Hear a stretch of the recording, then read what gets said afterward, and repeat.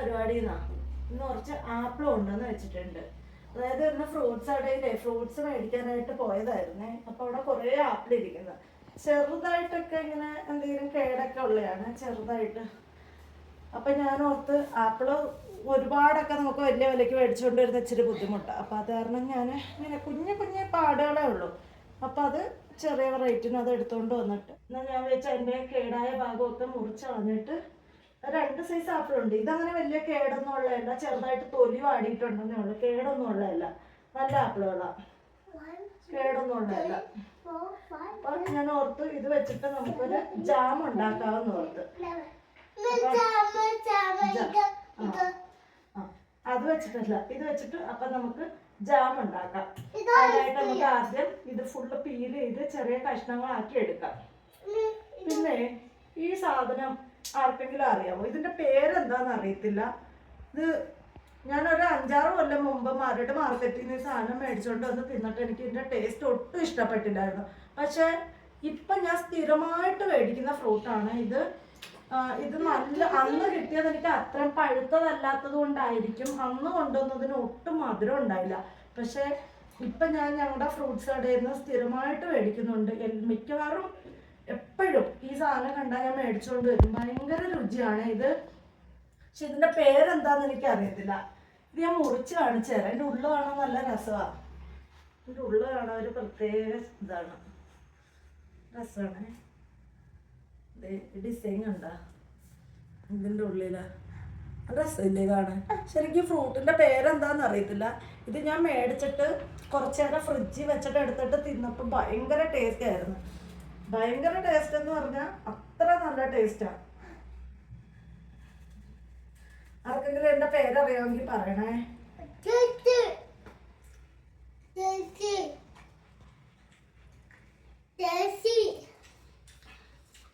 ഇത് നല്ല പഴുത്താൽ മാത്രമേ രുചിയുള്ളൂ, അല്ലെങ്കിൽ രുചി കുറവാണ്. ഈ നമ്മളെ കടയിൽ നിന്നൊക്കെ മേടിക്കുന്ന ഈത്തപ്പഴം ഇല്ലേ, അതായത് പച്ച കൊലയായിട്ട് വരുന്ന ഈത്തപ്പഴം, അതിനൊരു ടേസ്റ്റ്, കരിമ്പിൻ്റെ ടേസ്റ്റ് ഒക്കെ ഫീൽ ചെയ്യുന്നുണ്ട്.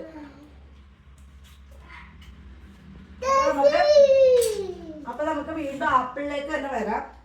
ഇതിന് നമുക്ക് ആവശ്യമുള്ളത്ര ആപ്പിൾ എടുത്ത് കഴുകി മുറിച്ച് പീസുകളാക്കി എടുക്കാം.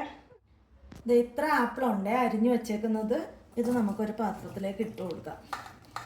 ആപ്പിൾ അരിഞ്ഞു വെച്ചാൽ അപ്പം തന്നെ നിറം മാറും.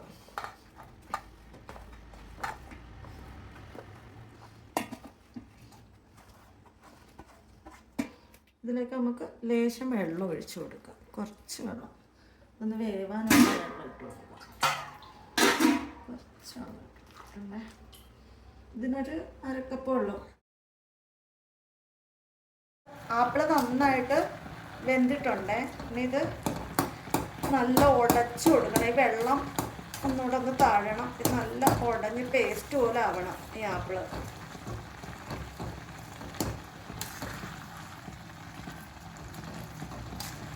നമ്മളതിൽ മാഷ് ചെയ്യുന്ന സാധനം ഇല്ല, അത് കാരണം ചട്ടുകം വെച്ച് തന്നെ പരമാവധി മാഷ് ചെയ്ത് എടുക്കണം.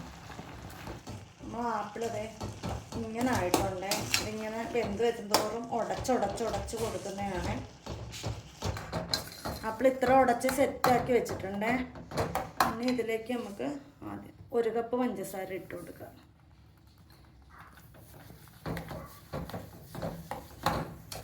ഇതിലേക്ക് 1 കപ്പ് പഞ്ചസാരയും കൂടെ ഇട്ട് കൊടുക്കുവാണേ. അപ്പം 2 കപ്പ് പഞ്ചസാര നമ്മൾ ഇട്ട് കൊടുത്തിട്ടുണ്ട്. നമുക്ക് ഇതിന് ഒന്ന് തീ കൂട്ടിയും കുറച്ചൊക്കെ വെച്ച് ഇത് സെറ്റാക്കി എടുക്കണം. പഞ്ചസാര ഇനി കുറവാണെങ്കിൽ പിന്നെ നോക്കിയിട്ട് ഇട്ട് കൊടുക്കാം. ഞാൻ 2 കപ്പ് പഞ്ചസാര ഇട്ട്. ഇത് നമ്മൾ വേറെ കളറൊന്നും ചേർത്തിട്ടില്ലാത്തതുകൊണ്ടാണ് ഇങ്ങനത്തെ ഒരു കളറ് കാണുന്നത്. എൻ്റെ ഫുഡ് കളറൊന്നും ചേർക്കാൻ എനിക്ക് താല്പര്യമില്ല.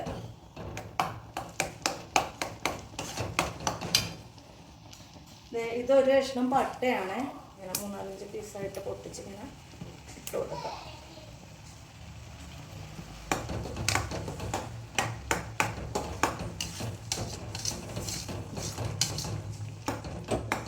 കൂട്ടിയും കുറച്ചും അഡ്ജസ്റ്റ് ചെയ്ത് വെച്ച് സെറ്റാക്കി എടുക്കണം.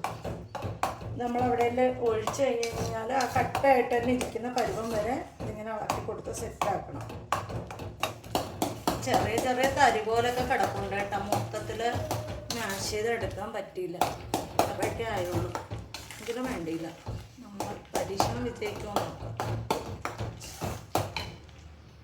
ഇത് പകുതി നാരങ്ങയാണ്. ഇത് നമുക്ക് ഇതിലേക്ക് പിഴിഞ്ഞ് ഒഴിച്ചു കൊടുക്കാം.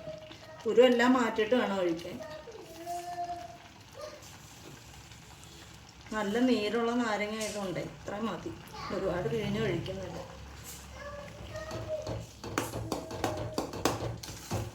പുളി കൂടിപ്പോയാലും കൊള്ളൂല. വീണ്ടും തീ ഇങ്ങനെ കൂട്ടിയും കുറച്ചൊക്കെ വെച്ച് കൊടുത്തിട്ട് നമുക്കിത് ഇടയ്ക്ക് തീ കൂട്ടിയും ഇടയ്ക്ക് കുറച്ചും കൊടുക്കണം. നമ്മൾ മാഷ് ചെയ്തപ്പോൾ കുറച്ച് കട്ട ഉടയാഞ്ഞുകൊണ്ടാണ് ചെറിയ തരി പോലെ കിടക്കുന്നത്. പക്ഷെ അത് തിന്നുമ്പോൾ ടേസ്റ്റ് ആയിരിക്കും, ചെറിയൊരു തരിപ്പ് വരുമ്പോൾ. അപ്പോൾ നമ്മൾ അത് നല്ല സെറ്റായി വന്നിട്ടുണ്ട്. ഇതൊന്ന് തണുത്ത് കഴിയുമ്പോൾ ഒന്നും കൂടെ കട്ടിയാവും.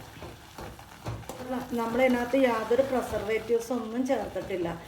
അതുകൊണ്ട് നമുക്ക് പിള്ളേർക്കൊക്കെ കൊടുക്കാനായിട്ടാണെങ്കിലും ഭയങ്കര നല്ലതാണ്. അതേപോലെ ആപ്പിളിൻ്റെ സീസൺ വരുന്ന സമയത്ത് ആപ്പിൾ അതാത് ഫ്രൂട്ടിൻ്റെ സീസൺ വരുന്ന സമയത്ത് മേടിച്ച് ഇതേപോലെ ഉണ്ടാക്കി വെച്ചാൽ പിള്ളേർക്ക് ബ്രെഡിൻ്റെ കൂടെയൊക്കെ സ്കൂളിലൊക്കെ കൊടുത്തു വിടാനോ രാവിലെ ബ്രേക്ക്ഫാസ്റ്റിന് എടുക്കാനൊക്കെ നല്ലതായിരിക്കും. ഇനി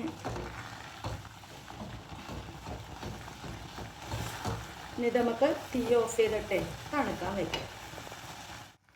മധുരം കുറവാണെന്ന് തോന്നിയതുകൊണ്ടേ ഞാനൊരു 1/2 കപ്പ് പഞ്ചസാരയും കൂടെ ചേർത്തിട്ടുണ്ട്. 2.5 കപ്പ് പഞ്ചസാര ചേർത്തിട്ടുണ്ട് ആ കപ്പിന്.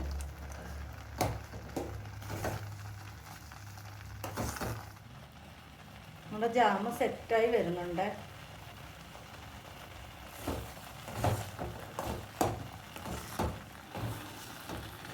അങ്ങനെ നമ്മുടെ ആപ്പിൾ ജാം റെഡി ആയിട്ടുണ്ട്. ഇത് കണ്ട നല്ല കട്ടയായി ഉണ്ട്, നല്ല ട്രാൻസ്പെറൻ്റ് ആയിട്ടുണ്ട്. പിന്നെ ഇതൊന്ന് തണുത്ത് കഴിയുമ്പോൾ ഒന്നുകൂടെ സെറ്റാവും. നമുക്കിനി തീ ഓഫ് ചെയ്യാം.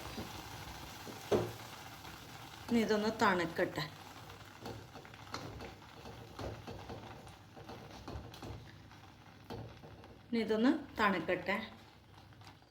ഇവിടെ ജാമിൻ്റെ ചൂട് പോകുന്നതിന് മുമ്പേ ഒരാൾ ഇവിടെ എനിക്കൊരു സമാധാനം തരുന്നില്ല ജാമ് കഴിക്കാനായിട്ട്.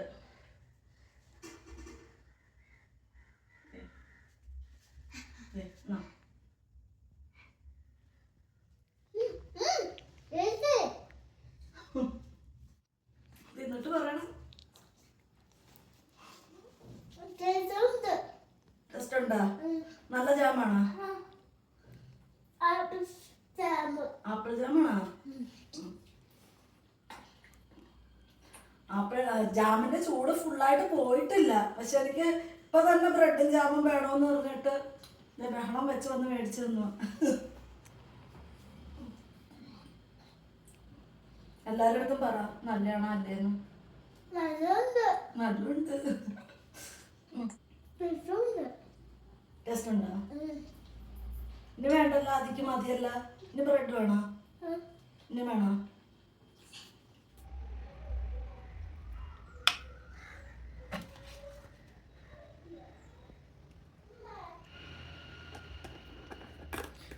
തണുത്ത് ഒരു കുപ്പിയിലാക്കി വെച്ചിട്ടുണ്ട് കേട്ടോ. നമ്മളെ വീട്ടിലുണ്ടാക്കിയ നല്ല ജാമാണ്.